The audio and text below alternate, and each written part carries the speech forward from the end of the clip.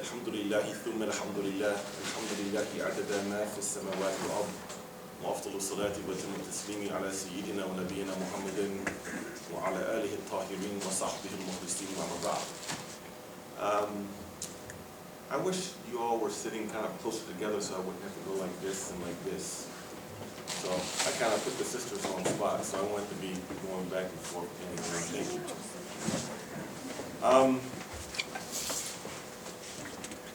Let me say it's a privilege for me to be here with you at Michigan State University. And the size of the crowd doesn't matter. I've spoken in big halls. There have been a couple of hundred people back in the day in front of MSA. And even crowds, believe it or not, even a couple of people smaller than this. So it doesn't bother me whatsoever. I think that what I'd like to do more so is to have a lecture. It's like I would just like to have a conversation with you all. And this doesn't have to be anything where you have to save your questions or comments to the end, though it may be best so that I can perhaps follow some of my thoughts and connect the dots, come to some conclusions. But nonetheless, I'd like to have a discussion with you.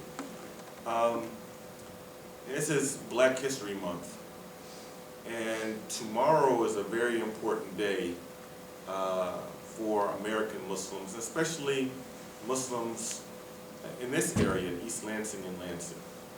And that is February 21st, 49 years ago, someone who's spoken on this campus, who lived close by, American Muslim human rights leader Malcolm X was martyred. He was assassinated on February 21st, 49 years ago, he was martyred. And Malcolm X symbolizes so much in regards to the history of African American Muslims, both predating him, during his time, and some of the issues that American Muslims deal with today, and the relationship between Muslims who embrace Islam, who are African American, Black American, and those who are the immigrants and children of immigrants. Okay.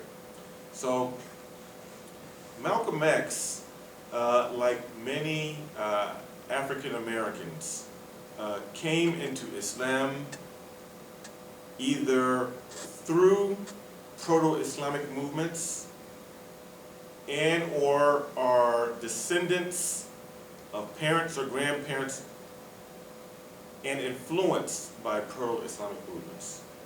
So this is a term that Dr. Sherman Abdul Hakim Jackson came up with, Proto-Islamic. Pro-Islamic are organizations that had shades of Islam, but there are certain things in their aqidah and their creed that were considered to be heterodox or outside of what many Muslims consider mainstream Islam. So these proto-Islamic movements basically came about or influenced by the history of racial hierarchy in America, in which this country was established upon white supremacy. America was established upon white supremacy. Keep in mind that the people who wrote the Declaration of Independence and the Constitution of the United States of America, the Bill of Rights, like for instance, Thomas Jefferson, for instance, who wrote, "We hold these truths to be self-evident, that all men are created equal and endowed by their Creator with certain inalienable rights, and among these are life, liberty, and pursuit of happiness." Like we all know this line, right? Thomas Jefferson owned over 200 slaves. He had children by slave women, and then he didn't even emancipate his own children. And when he died, many of those slaves went off to the auction block. He freed a few, but many of them went to the auction block. So James Madison, who helped fashion the preamble of the Constitution of the United States of America, was a slave owner. George Washington was a slave owner. People who wrote down and endorsed ethnic cleansing of the native people. This is part of the foundation of America. So America has dealt with this historical dichotomy. or in Arabic we could say Dhul Wajhain. America's always possessed two faces. Always possessed two faces. And America still possesses two faces to this day. Now, these pro-Islamic movements were, in part, movements to affirm the identity of African Americans, to help build self-esteem, and also connected to this, they were in fact a type of protest to the broader socio-political structure of America that was based upon white supremacy. So Malcolm X was in the Nation of Islam. And in the Nation of Islam's Aqidah, to this day, if you look on the back of the Final Call magazine, the Final Call newspaper, and some of their beliefs, you'll see certain things that they believe, right? Which is a reaction to white supremacy. Okay, so for one, black people were treated like dogs, or in fact lesser than dogs. So Nation of Islam theology twists around and said, no, you're not dogs. You're like a dog spelled backwards. You're more like divine. Those people who enslaved you and are taking away your rights, they're the opposite of being divine. Those are devils. The Nation of Islam philosophy, their aqidah, their creed. So these are the types of things that were taught as a reaction, but also as a way of building self-esteem. So it's kind of like, I don't want to use the word racism, because racism connotes some type of power, but it's basically a reaction, or the hate that hate produced, as Mike Wallace once said. Another thing is that embracing Islam was, or those pro-Islamic movements, was a way of separating black Americans from thought control, and also from bowing down to the dominant culture, which was white Christians. So part of this was, in the Nation of Islam, and even at the Moorish Science Temple, they would say that you were born righteous Muslims, and that you have slave names. So, and it's true, black people who have names like Williams and Johnson have those names because someone named Williams or Johnson owned their forefathers, and it was written down like on a deed of property that Mr. Johnson owned such and such slaves, and they gave him a first name. They took on the last name, which shows who owned them, property. So people like the Nation of Islam said, oh no, get rid of your slave names. So Malcolm X got his X, and then later got the last name Shabazz, or people got the name Muhammad, or Ali, or Hussein. They got these names. Also, it was a way of disconnecting themselves mentally, psychologically, from Christianity, in which Christianity, we know this isn't preachings or teachings of Jesus, but Christianity was used as a tool to pacify black folks. It's estimated 20-25% of African American, or Africans who were brought to America, were Muslim. And this makes sense if you look at the map today of West Africa, and you see those countries where most of the slaves from, you can see that to this day, most of those countries are Muslim majority. You have the Gambia and Senegal area. You have some slaves who were taken from what would be Nigeria. You have Ghana. You have places, these are Muslim, many Muslims that dwell in these places. So the nation, Malcolm X, but the Nation of Islam and these pro-Islamic movements were also a protest to the dominant white culture, in which was white Anglo-Saxon Protestant. So this was more of a social movement, and really less of something that's based in spirituality, from my readings and from how I understand the Nation of Islam. Now, we all know, how do you know about Malcolm X being the Nation of Islam and then leaving the Nation of Islam? All of you know about that? Do I have to explain to anybody? Okay.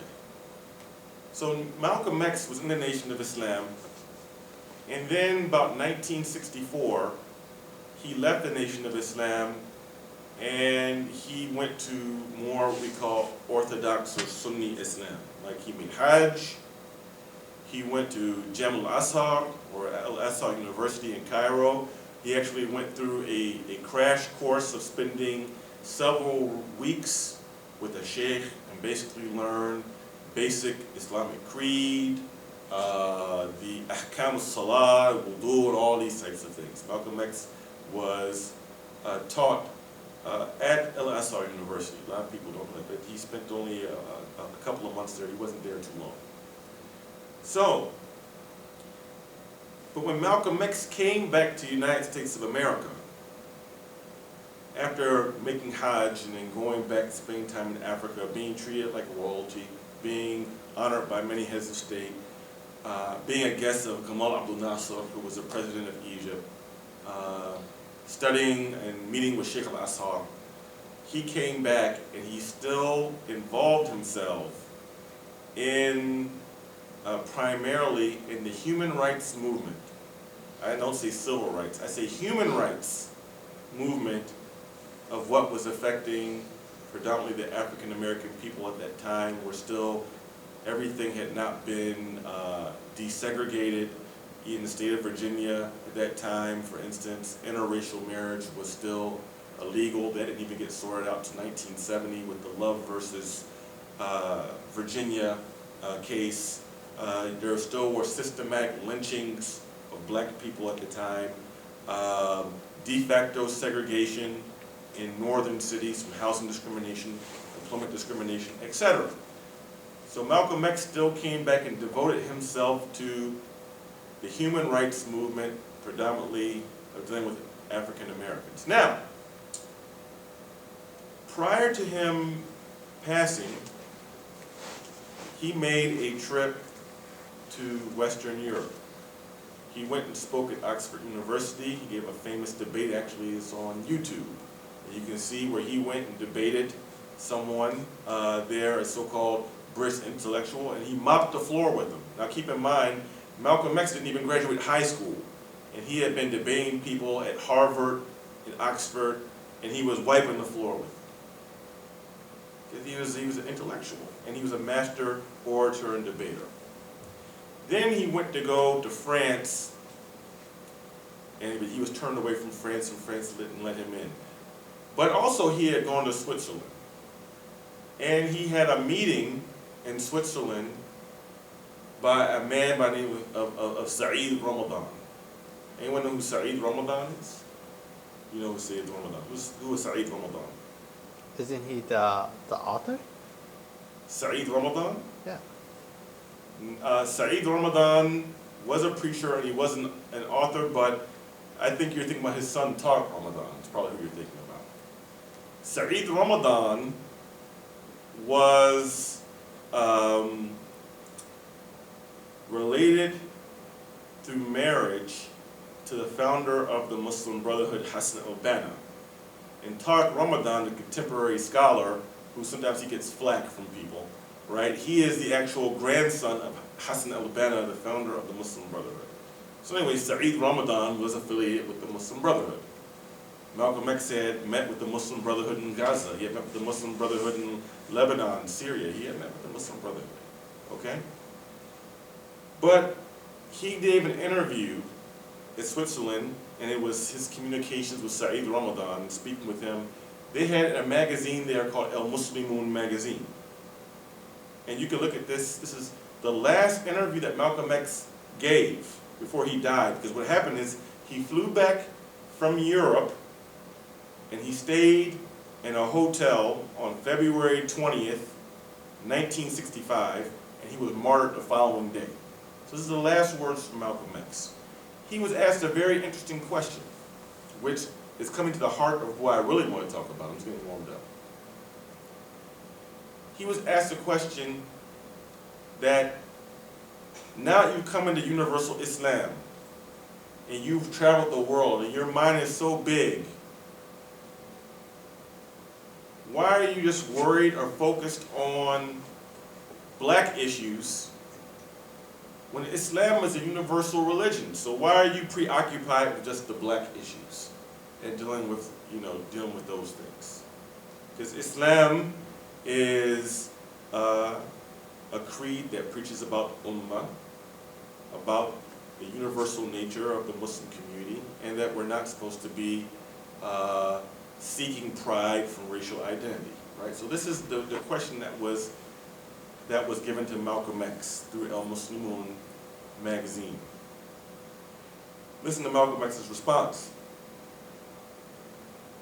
He said, just because my own individual issue is solved from coming into Islam,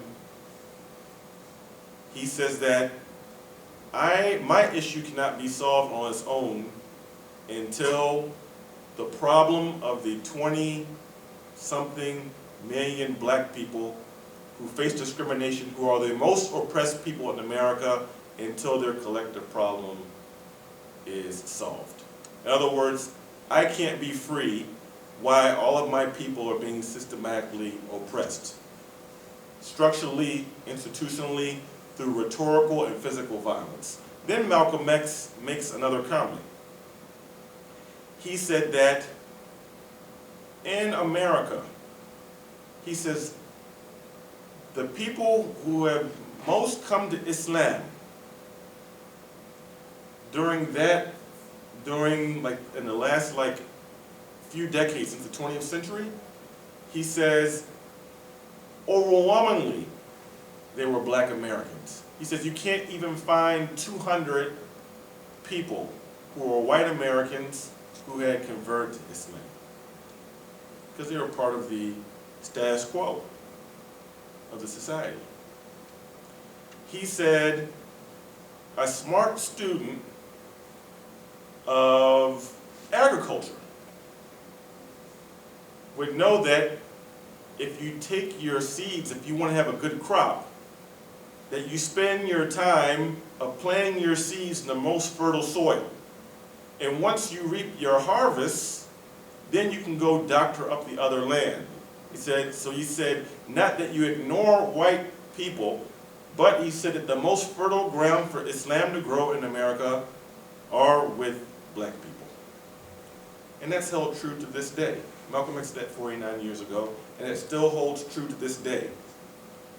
So as you can see, there was a tension between those Muslims of Arab background who lived in the West with Malcolm X's call towards racial justice in the West, because those people who were Arab, they weren't experiencing that type of racism. You have to also keep in mind that even in America, really, people of Middle Eastern background in America did not really face a lot of Islamophobia or Arabophobia or bigotry until the 1979 Islamic Revolution in Iran. People here of Arab background actually sued to be classified as white. If you go on Google or look it up on a search engine, you'll see that Syrian Americans argued in court to be classified as white, to want to be accepted into whiteness, because the American dream in America for immigrants to get the American dream, Americanness is pegged upon whiteness, right? Even I hear many people say in the community, say, oh yeah, Muhammad, yeah, he's going to marry that American girl, or yeah, he's that American guy. So see, when people make comments like that, I'm not the American guy, because I'm black. When the comment American girl, American guy is made amongst Muslims, that means white. We all know that's what it means. It means white, right? So people sued and they won. Syrians won. Actually, there's a legal case you can look up. The argument was, well, Jesus lived in Greater Syria, and so if you say he was born there, so if you're saying that if you believe in Jesus and you're not classifying us as white, then you're saying Jesus wasn't white. I guess like part of this, it's actually a case where this was actually argued. It's amazing, right? It's amazing. So, but anyway, Arab Americans and these people, they basically were trying to get their white card. So playing it safe and not dealing with these racial issues. And also in the time, you have to remember that Muslims were not as outwardly, especially from the Middle East, were not as outwardly Muslim. If you go to Arab American Museum or look at even some old pictures of the Islamic Center of America, you'll see that Hashmi Hall was like a dance hall. People had like short skirts. Women never hardly wore hijab unless they were like a grandma. Men never had beards. Even the sheikh didn't have a beard. Like no one had a beard.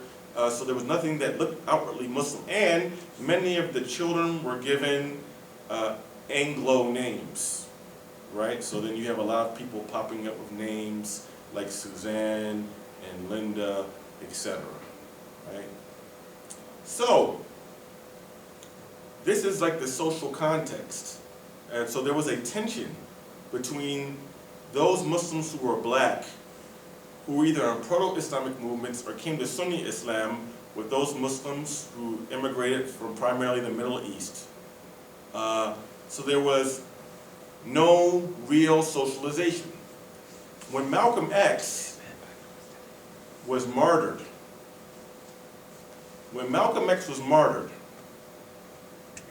his janazah was in a church. If you look it up or take a look at the pictures, you'll see. Malcolm X was given a funeral in a church. Do you know any reason why? Would you like to take a guess of why his funeral was in a church and not in a masjid? No guesses? During the Nation of Islam used churches, like their temples weren't their churches? No, that's not the reason. Because one, he had left the Nation of Islam. He had been gone for over a year. So he wasn't even in the nation. And then two, the Nation of Islam had their own buildings, their own places, not churches. They converted them. Some of them bought old churches, they converted them. So they weren't churches with a crucifix up front in the pulpit. The reason why Malcolm X had his funeral in a church, because none of the masajid would have his janazah in the masjid. That's the reason why. See, Malcolm X has been somewhat tokenized today, and he's been romanticized, but the mainstream Muslim community, for the most part, treated Malcolm X like the plague.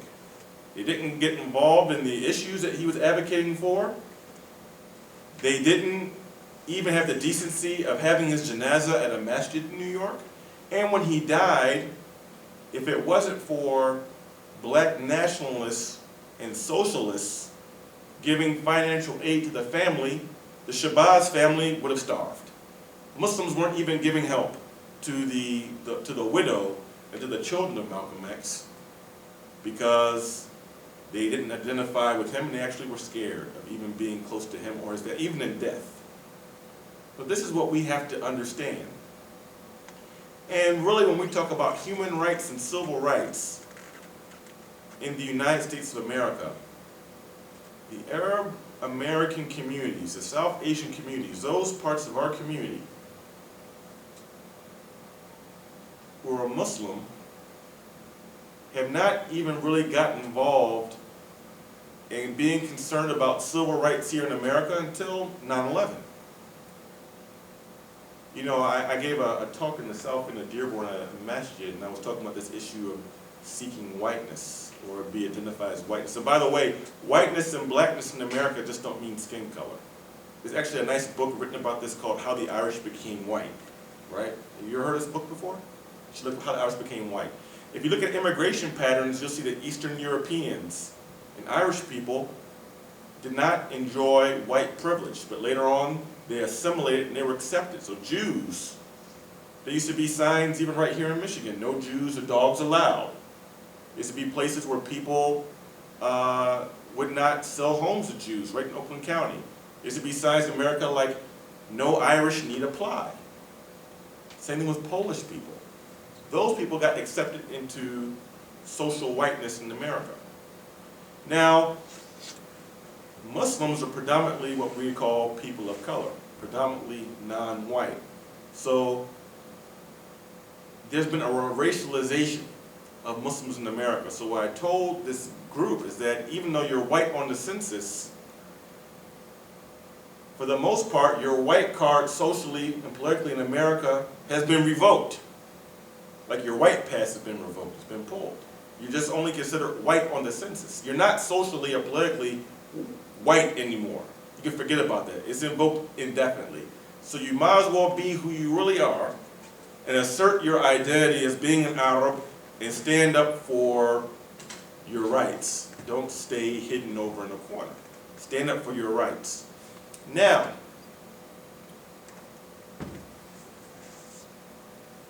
two things before I stop. Now, where do we go from here? I mentioned these things because some of these dynamics that took place in the time of Malcolm X and this tension between black American Muslims and Muslims who aren't black American, particularly Arab, some of these tensions still exist. So how do we go and move past these? I mean, this is because I just don't want to talk about problems. I want to have a dialogue about how we talk about solutions, because still many people in our community to this day, especially who are elders, they come with this narrative of the model immigrant mentality, and they think that, oh, well, those people who are poor in the inner cities, well, that's because they didn't work hard, they didn't lift themselves up. Oh, all these people in prison, well, that's because they're criminals and they should be in prison, right? People have this type of mentality. And those broader civil rights issues that still affect black people and Latinos that are separate from national security interests that Muslims deal with, a lot of people in our community don't give a hoot about those issues. They feel like it has no relationship to them. This is one thing. Two, it's not as bad here in East Lansing, but in bigger cities like Chicago, Detroit, New York City, we still have very segregated communities. People are in their ethnic silos. You can have a masjid and the Iraqis are here, and then the Lebanese don't even pray at that masjid because they're Iraqis, right? And you have the ones who are black or African American here, then you have the ones that are Nigerian over there. Then you have the Albanians over here, and you have the Bosnians over there. And then God forbid, if someone who's interested, if a sister is interested in a brother, and he's black, or he's a Muslim, God forbid if she goes home to the mother or father and tries to bring that issue up, you know, she may be disowned for bringing that one up. You know, so I mean, how do we bridge these gaps? So my thing is this, and this is what Malcolm X was trying to do. The first thing is, I believe that these issues as Muslims, before we solve our social issues as Muslims, our political issues, we have to first deal with the spiritual issues inside, or the spiritual disease of the heart. I like to give this analogy that, you know, our spiritual heart's like our physical heart, right? So if we have a diseased heart, physically, right, and then it's gonna slow up how the blood travels through our bodies. And it could cause us later on, perhaps we can have a heart attack, we can have a stroke, we can be impaired somehow in like our physical movement, where maybe some of our limbs can start swelling up, we don't have proper circulation because we have a diseased heart. Once the heart is diseased, it affects other limbs or other parts of the body, and it can eventually cause death of the body. The spiritual heart is the exact same way, right? So when we as Muslims, when we get disconnected from ta'atuf, which means empathy in Arabic, and then we operate based upon what's called al-ujub, or self-centeredness, that we begin to only care about ourselves and our own community, or like selfishness, being stingy, right? When we're operating off of these premises instead of empathy and seeing ourselves as children of Adam, and whatever oppression or discrimination hurts one group of people, it's an injustice or hurts the entire human family, right? So if we can't move to this empathy and away from these types of spiritual diseases of self-centeredness, egotism, stinginess, or al-asabiyya, tribalism, al-unsariyya, right? These types of situations, then we can't prosper and grow as a community, because God is not going to bless the community that's operating based upon these types of un-Islamic parameters. And we all were taught this hadith when we were younger or by our teachers, right? When the Prophet sallallahu alaihi wasallam said, "La yu'minu ahadukum hatta yuhibba li akhihi ma yuhibbu li nafsihi." Right? None of you can really say you're a believer until he loves for his brother or sister what he loves for his own soul or her own soul. Right? So this relates to the empathy. So we have to deal with these spiritual diseases. We have to be able to, in the gatherings of Muslims, keep on training ourselves and talking about how we're supposed to empathize with people. You know, a Muslim, which is a level higher than a mu'min, a Muslim, someone who's operating off of ihsan. This is the one who not only wants good for his brother or sister, what he wants from his, for another fellow human being, what they want for themselves. A Muslim wants their brother or sister in humanity to have even more than what they have. This is the difference between a Muslim and a mu'min, or a muslimah with a mu'minah. This is the difference, right? So this is a high spiritual position, and we see that this was the character of Prophet Muhammad sallallahu alaihi wasallam. Okay, this is the first thing. So we need to have discussions about this. We need to be trained about this. This is something that should be priority in all of our talks and discussions to help purify our motives and intentions, or why we do what we do. The second thing is the Quran says, this ayah relates to Bilal, Sayyidul Mu'adhineen Bilal. When the Muslims came back to Mecca, Bilal was given 2 honors. And one of those honors, no Muslim has ever had since Bilal.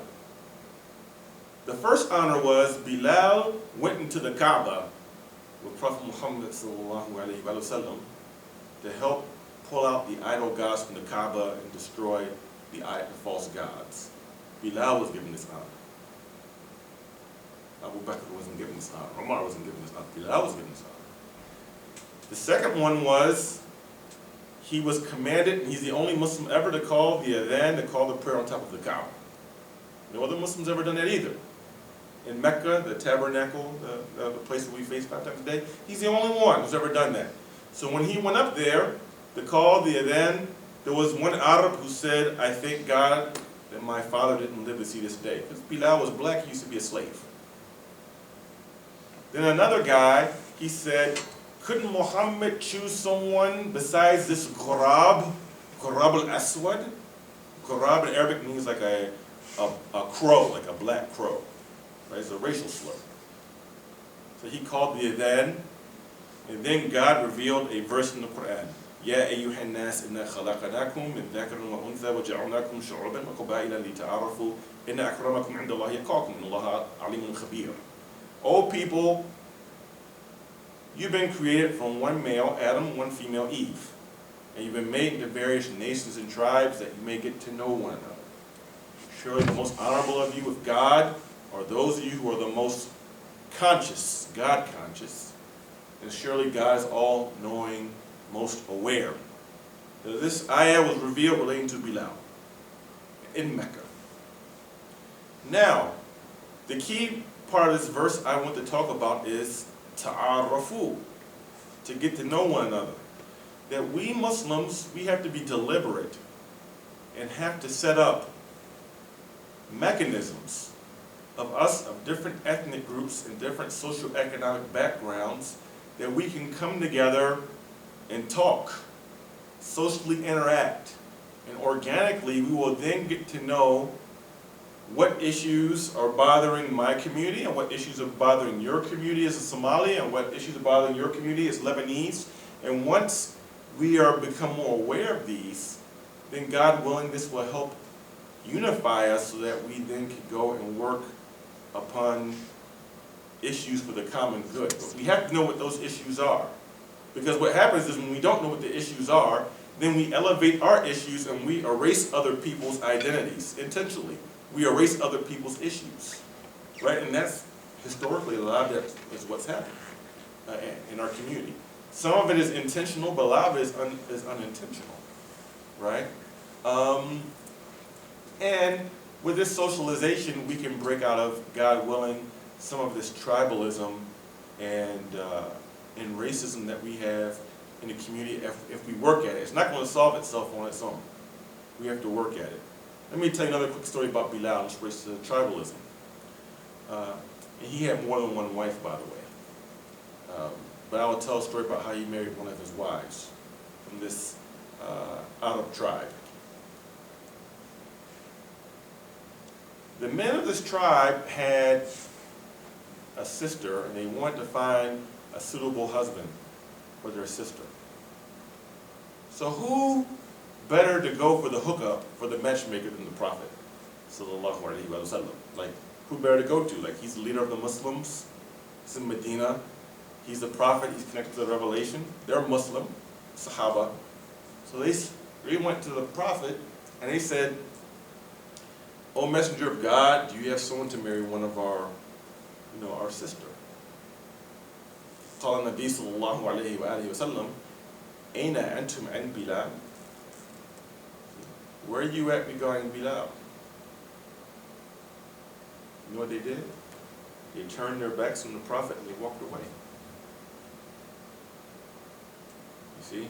They didn't like Bilal. He was black. Now Bilal was a man who was one of the first people who accepted Islam, who was tortured in Mecca. He's the only companion that went to every single ghazwa with the Prophet, every single campaign. Even Ali ibn Abi Talib didn't go to Tabuk. He's the one who went to every single campaign, risked his life in every single battle to defend the lives of the Muslims and the Prophet, sallallahu alaihi wasallam. So the guys, they come back again later on. So, okay, do you have someone to marry one of our sisters? فقال حبيب الله صلى الله عليه وآله أين أنتم عن بلال? So he said again, where are you at regarding Bilal? What's up? I got Bilal right here. They didn't like it. They turned around and left again.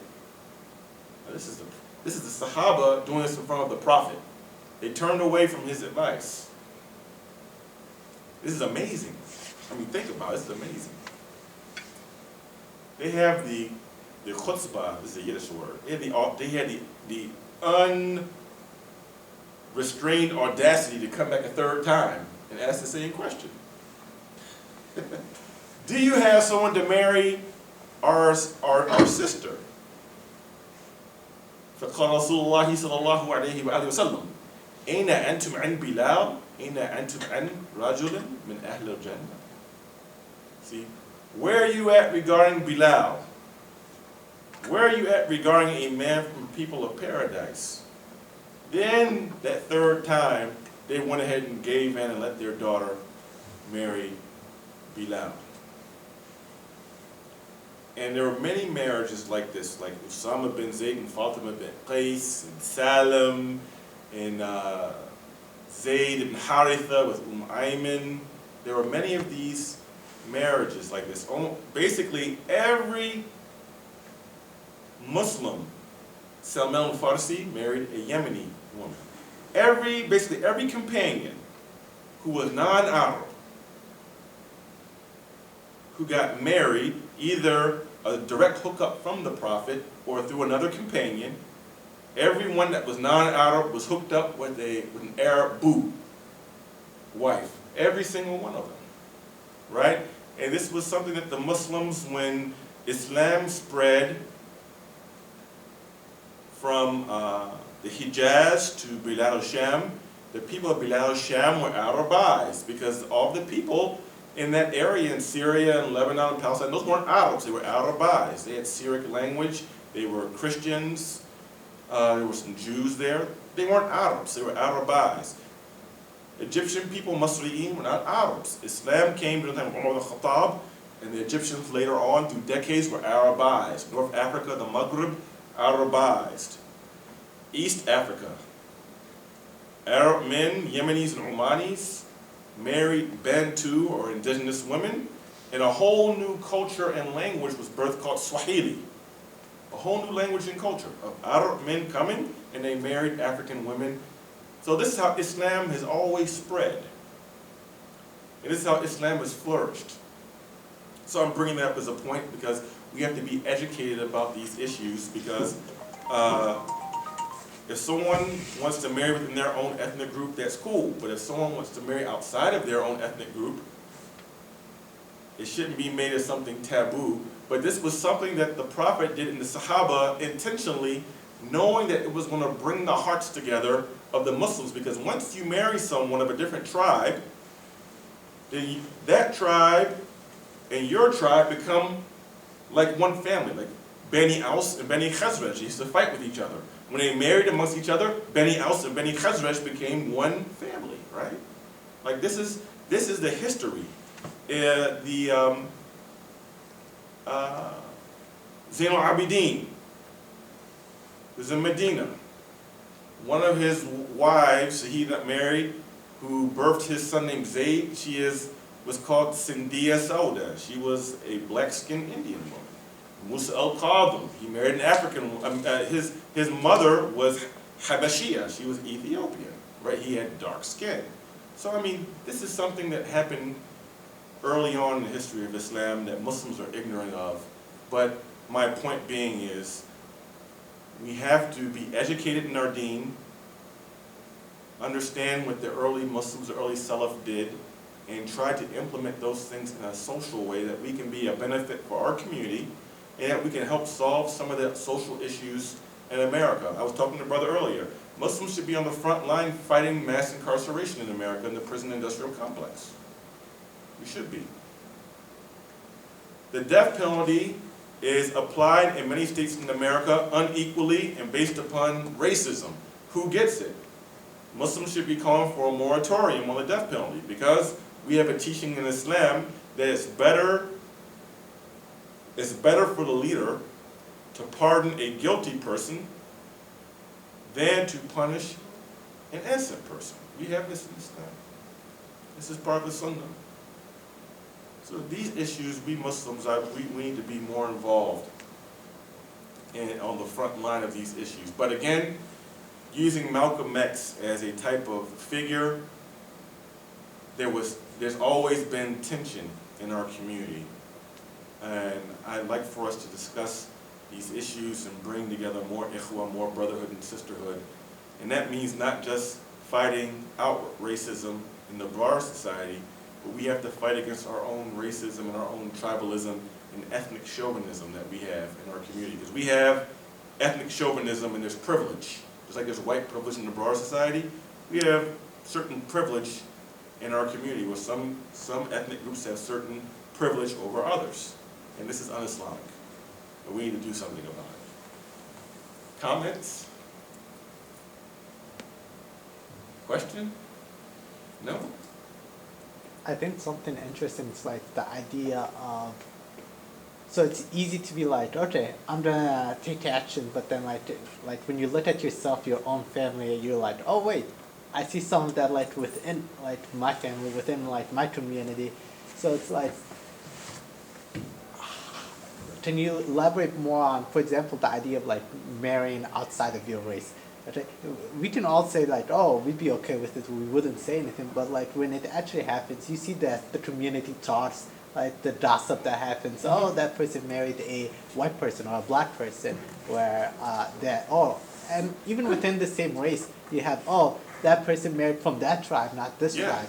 So what are ways, because I feel like all of us here would be on board, what are ways for us to take things that we learn and for it to basically teach it, like how can we get other people on board? Okay. we have something in our creed that's mandatory on us. And it's called enjoying the right and forbidding the evil. And who we're supposed to do it first on is ourselves as Muslims. We normally apply this concept, this ayah, to the non-Muslims, or not in our own families. The first obligation is for us to try to be just ourselves and then to establish justice in our family and our own Muslim community. So the Quran says, "Al-mu'minun wal-mu'minat ba'duhum awliya'u ba'd." Believing men and women are protectors and maintainers of each other. And then there's certain things after it that give descriptions of what believers are supposed to do, who they are. Al-mu'minun wal-mu'minat ba'duhum awliya'u ba'd ya'muru bil-ma'ruf wa yanhauna 'anil munkar wa yuqimuna as-salat wa yu'tuna az-zakat wa yuti'una Allah wa rasulahu ulaika sayarhamuhumullah. See? The believing men and women are maintainers and protectors of each other's interests. The first description is they enjoin upon each other what is good. They forbid upon each other is evil. Then they establish the prayer, pay the charity, obey Allah and the Messenger and other affairs. Siyarhamuhumullah. Then they will receive the immediate mercy of God. So if you know the Arabic language, siyarhamuhumullah, this mercy doesn't mean akhirah mercy. It means right away. It means this is dunya mercy. There's mercy in this dunya. It doesn't say sawfa. It's siyarhamuhumullah. Right here, right now, immediately. So, when Allah Azza wa Jal told Musa wa Harun to speak to Fir'aun, he said speak to them, but he said qawlan layyina.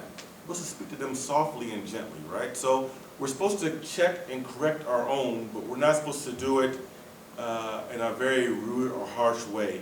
But we have to stand up and call our people out when they're wrong and do it in a very polite way, but say, hey, that's un-Islamic. That's racist. The Prophet married outside of the tribe, sallallahu alayhi wa sallam. He had a non-Arab wife, Maria al-Qibtiyya, Maria the Egyptian. She was not Arab. He married Sophia. Sophia came from a Jewish tribe. You see, our own Prophet was involved in interracial marriage. You can point it out. Like this is Assimilation Nabawiyyah. Okay, you point out. This is what the Quran says. This is the Sunnah. This is how we understand Islam. Okay.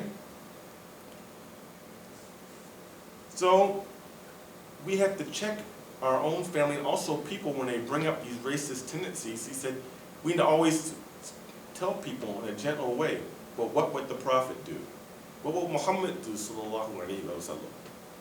We also need to have more education on this because many people don't even, when I mention some of these things about the Sahaba or even Ahlul Bayt, they don't have no idea about these things. They don't even know. So there has to be some education that's involved in this as well. But also keep this in mind. I am never for people disobeying their parents or breaking their family up, but we have to also understand that when the early Muslims accepted Islam and stood for the truth, when the early Muslims accepted Islam and stood for the truth, when they took their stands, many of them were disowned by their own family. Like Hudayfa al-Yamani, disowned from his family. You see, some of these companions, they were disassociated from their tribe. Abu Bakr was disassociated from his tribe. A lot of them, they turned their backs and disassociated, even to the point of getting beaten, right? When Badr came and Uhud came, there were people who fought against their own clansmen, their own tribesmen.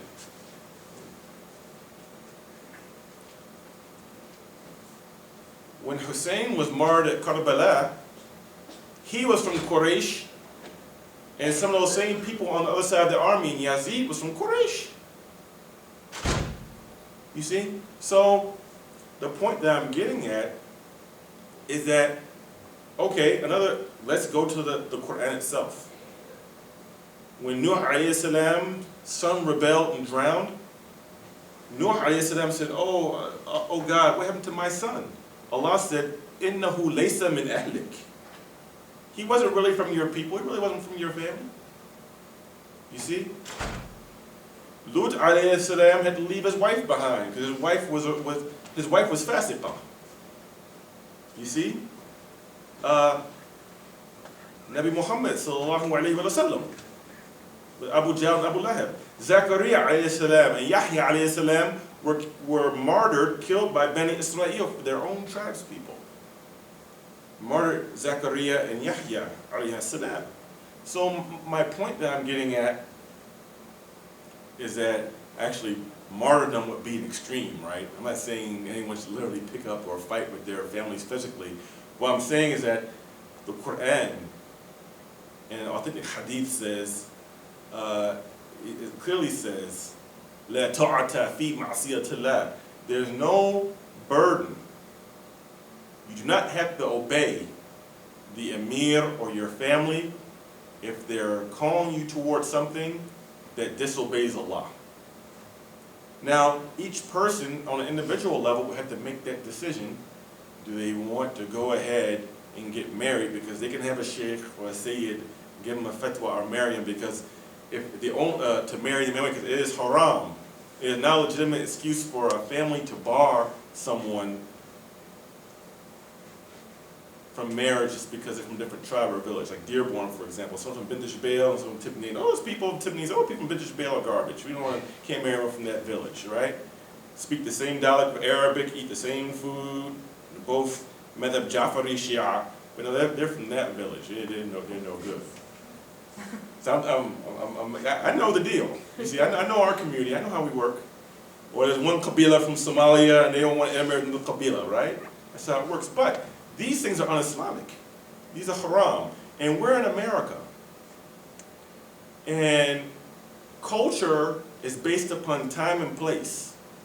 So we have to develop our own American Muslim culture based upon Islam, which means that some of the cultural baggage that people have, be they black Americans or someone comes from Somalia or Lebanon or Uzbekistan or Syria or wherever, we have to purge ourselves from this Jahiliyyah culture that many of us operate upon, and we think actually is, we try to give it the dress of Islam. It's not Islam. But this takes time,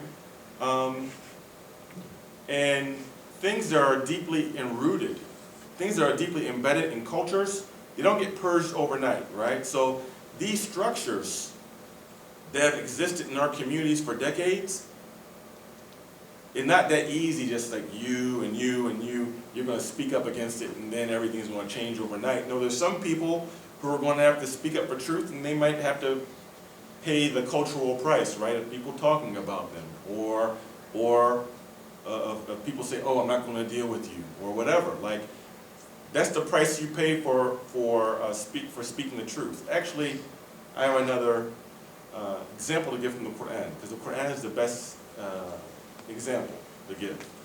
Shafi'i, rahmatullahi ta'ala alayhi, he said, if men pondered, or we can say women, if people pondered one surah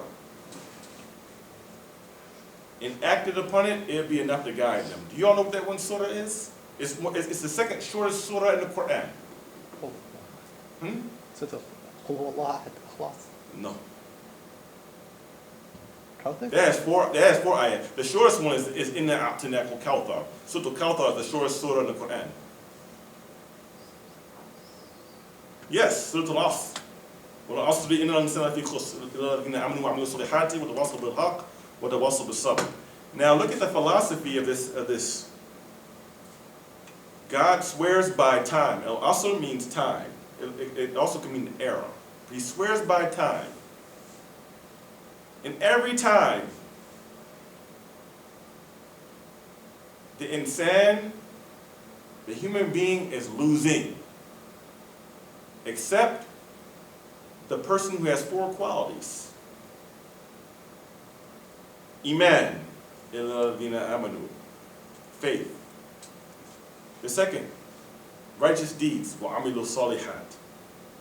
The third, standing up for truth and justice. وَتَوَاصَوْا بِالْحَقِّ.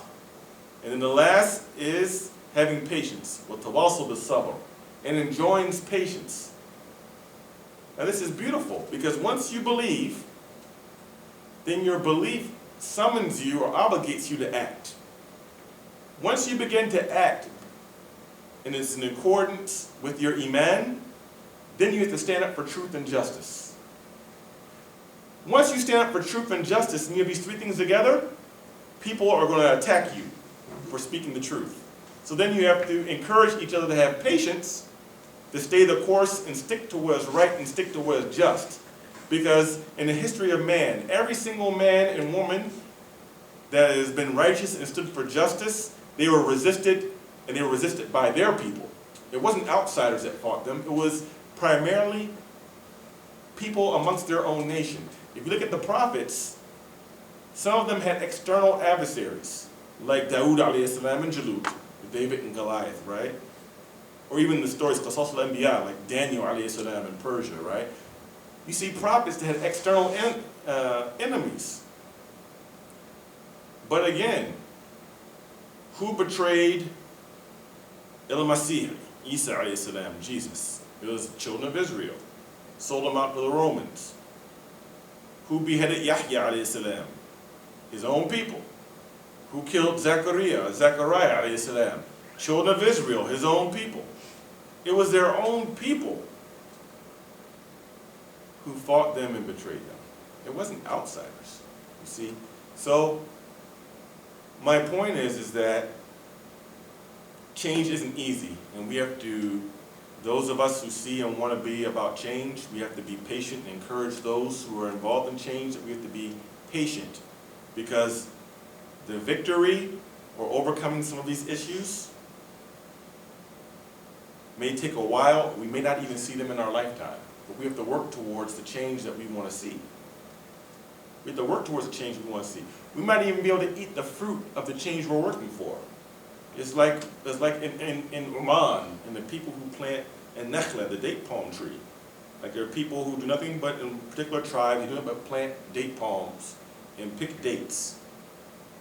And some of those people, they plant date palm trees because it takes quite a while for a date palm tree to grow to its maturity and then grow dates. It's not something that's like an apple tree may grow in a couple of years. It takes a long time, right? So that person who plants the date palm tree, he may put the seed in the ground knowing that he may never eat a single date from that seed he plants. But he plants the seeds because he knows that someone planted seeds before him so that he was able to eat dates. And that person who planted the seeds before him, there was someone else who planted seeds for him that died never eating that fruit. So it's people who plant the seeds now that people eat the fruits later. This is how change takes place. It's a process. My grandfather was basically a legalized slave. He never thought he'd live to see Barack Obama be president, but he did. He was a sharecropper. World War II saved him from the plantation in South Carolina. You see, I mean, people think slavery was a long time ago. The sharecropping system where people were like stuck on plantations or in debt and couldn't leave the plantation. There are people alive right now. My grandfather is 89 years old. There are people around right now who were still in a type of servitude and bondage in America. It wasn't that long ago. Alhamdulillah, now he lived to see Barack Obama be president. That's not saying Barack Obama's policies are good, by the way, because I don't like him a whole bunch of stuff, but you understand my point, right? And that's a long answer, right? It's a great answer, too. Our time is up, right? Our time up? I mean, no. I can keep on going. If anyone had a comment or another question or comment, if not, we can. She has to go see Gravity. Let her go. Okay. Well, inshallah, if there's anything of benefit that I said from this talk, and this is from the Hidayah of Allah Azza wa Jal, if there's anything that I said that was incorrect or offensive, then that's my mistake and I ask you to pardon me for that. We're also talking about Black and Islam Black History Month. Please, in your prayer, in your dua, remember the brothers from Central African Republic, Afriqiyat al-Wusta. If you go online, if you don't know about this, just go online and Google this. In the Central African Republic, it borders like Sudan. In Chad, there's a genocide of Muslims going on right now there. There's Just men? I said genocide. No, but is it like just men? You mean the fighters or the victims? The victim. The victims are men, women, and children. There have been thousands of Muslims killed. There's been tens of thousands who've been, I think it's been like over like 140, 150,000 Muslims have been driven out who are in refugee camps by some Christian militia groups. Decapitations. There's something I saw where this one, there's some incidences of where someone was killed and the guy cut open his chest and ate the guy's heart, just like what took place in Syria. Mass rape. This hasn't been shown on American news really. You have to go on the internet to see. NPR's done some things, Christian Science Monitor, but Google Central African Republic and you'll see what's going on right now. This is like a repeat of Bosnia. French peacekeepers are there, they're not stopping it. So like, it's horrible. So look it up. We ask God to help them and also to help the brothers and sisters who are suffering in Burma right now. Syria, Mali, all of the places, Afghanistan, Pakistan, Kashmir, all the places where the brothers and sisters right now are suffering this time. This is very difficult. So I ask you to remember them in your prayers tonight. أقول قولي هذا أستغفر الله لي ولكم والحمد لله رب العالمين. السلام عليكم.